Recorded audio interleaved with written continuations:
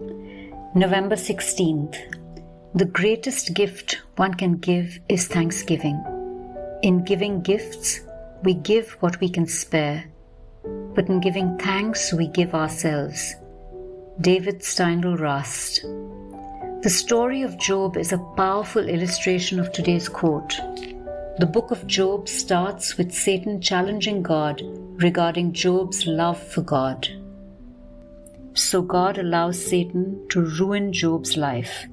In a single day, Job's wealth is destroyed and his children are killed. The Bible records the following response from Job. At this, Job got up and tore his robe and shaved his head. Then he fell to the ground in worship and said, "Naked I came from my mother's womb, and naked I will depart. The Lord gave, and the Lord has taken away. May the name of the Lord be praised." In all this, Job did not sin by charging God with wrongdoing.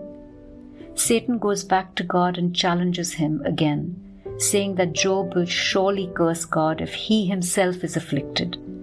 God allowed this as well. The biblical record continues as follows. So Satan went out from the presence of the Lord and afflicted Job with painful sores from the soles of his feet to the crown of his head.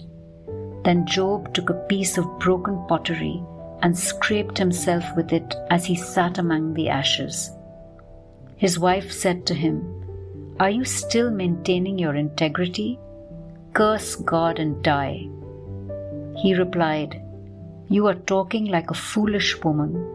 Shall we accept good from God and not trouble?" In all this, Job did not sin in what he said. We often focus on the trouble that befell Job and his choice to stay loyal to God, but that assumes that Job was dwelling on his suffering. His responses indicate that this was not the case.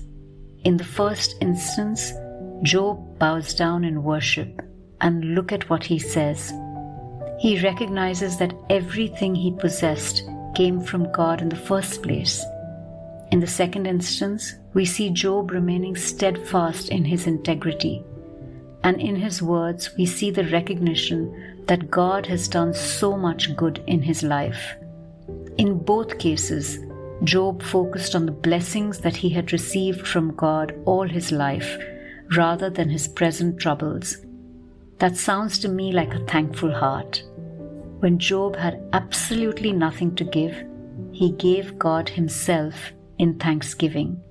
He chose to look at God with grateful eyes rather than blaming him for his suffering.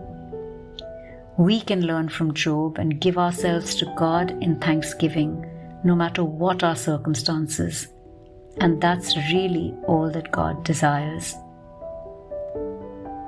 Today's prayer: Father, help me to always focus on the good you bring into my life and to offer you myself in thanksgiving.